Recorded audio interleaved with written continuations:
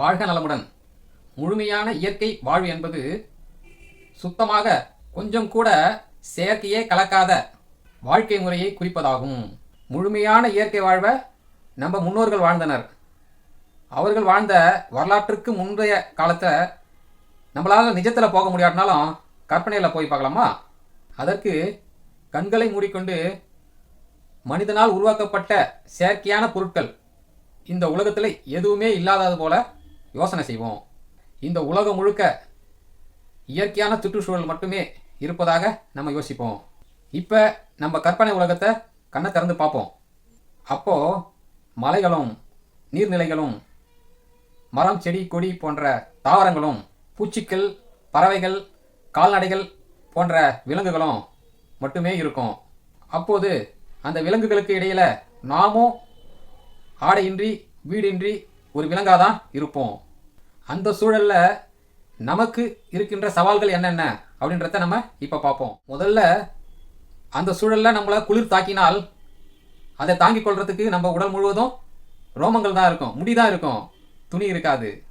ரெண்டாவது, இயற்கை தட்பவெப்பமான மழை வெயில் போன்றவகிட்ட இருந்து நம்ம காப்பாற்றிக்கிறதுக்கு குடையோ கூரையோ இருக்காது. பிறகு இரவில் விஷப்பூச்சிகள் மற்றும் விலங்குகளின் தாக்குதலிலிருந்து நம்மளை பாதுகாத்துக்கிறதுக்கு நம்மளுக்கு ஒரு வீடு இருக்காது. அடுத்து நமக்கு பசி எடுக்கும்போது உணவுக்காகவும் தாகம் எடுக்கும்போது நீருக்காகவும் அது இருக்கிற இடத்தை தேடி நம்ம அலைய வேண்டியதாக இருக்கும். ஆனால் அப்படி கிடைச்சாலும் தண்ணீரையோ உணவையோ பாதுகாக்கிறதுக்கு நம்மக்கிட்ட அடுத்த நாள் அடுத்த வேலைக்கு பாதுகாக்கிறதுக்கு நம்மக்கிட்ட எந்த விதமான பொருளும் இருக்காது. இது போன்ற நிறைய சவால்களை நம் முன்னோர்கள் சமாளிக்க வேண்டிய சூழலில் அப்போது வாழ்ந்து கொண்டிருந்தார்கள். ஆக குளிரை சமாளிக்க துணியை தயார் பண்ணாங்க. அதுபோல் வெயில் கிட்ட இருந்தும் மழை கிட்ட இருந்தும் பாதுகாத்து கொள்ளவும் விஷப்பூச்சிகளிடம் இருந்தும் விலங்குகளிலிருந்தும் நம்மளை பாதுகாத்து கொள்ளவும் வீடு கட்டினார்கள். தனக்கு தேவையான நீரை சேமித்து வைக்கவும் எதிர்காலத்து தேவைக்காக உணவுகளை சேமித்து வைக்கவும் மண் பாத்திரங்களை தயார் செய்தாங்க. இதுபோல் தம்முடைய பாதுகாப்புக்காகவும் தம்முடைய தேவைகளுக்காகவும் தம்முடைய வசதிகளுக்காகவும் செயற்கையாக பொருட்களை தயார் செய்து உபயோகப்படுத்தினார்கள். இந்த இயற்கையிலிருந்து எடுத்த பொருட்களை வைத்துத்தான் மனிதன் தனக்கு தேவையான செயற்கையான பொருட்களை உருவாக்கி கொண்டான். ஆகவே நம்முடைய பாதுகாப்புக்காகவும் தேவைக்காகவும் வசதிக்காகவும் நாம் பயன்படுத்தும் அனைத்து பொருட்களும் இயற்கையின் சொத்து. நாம் வாழும்போது பயன்படுத்திக் கொள்ளலாம், ஆனால் எதுவும் நமதல்ல. நம்ம கற்பனையில் பின்னோக்கி சென்று காட்டில் எந்த விதமான செயற்கையான பொருட்களும் இல்லாமல் இயற்கையான சூழலில் நம்ம காட்டில் தனியாக நின்னோம் இல்லைங்களா? அதை இப்போ கொஞ்சம் யோசிச்சு பாருங்கள். அந்த இடத்துல நின்றுட்டு நமக்கு சொந்தமானது எது அப்படின்றத யோசிச்சு பாருங்கள். நம்ம ரொம்ப கஷ்டப்பட்டு சம்பாதிக்கிற ஏக்கர் கணக்கான நிலமோ கோடிக்கணக்கான பணமோ நம்மளுக்கு சொந்தம் இல்லை.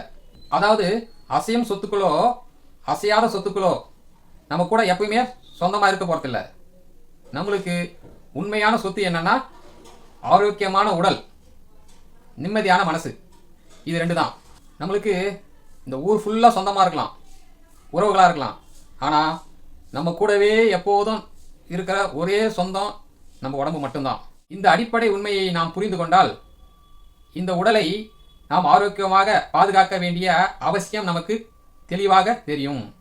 நம்ம உடலை எப்படி ஆரோக்கியமாக நம்ம வச்சுக்கலாம், நம்ம உடலை நோயில் வராமல் எப்படி பாதுகாத்து கொள்ளலாம், நம்ம மனசை எப்படி சந்தோஷமாக வச்சுக்கலாம், நம்ம மனசை எப்படி நிம்மதியாக வச்சுக்கலாம் ஆகியவற்றை வித்தியாசமான கண்ணோட்டத்தில், இதுவரை யாரும் யோசிக்காத கண்ணோட்டத்தில் இனி வரும் பதிவுகள் மூலமாக உங்களை சந்திக்கிறேன். வாழ்க நலமுடன்.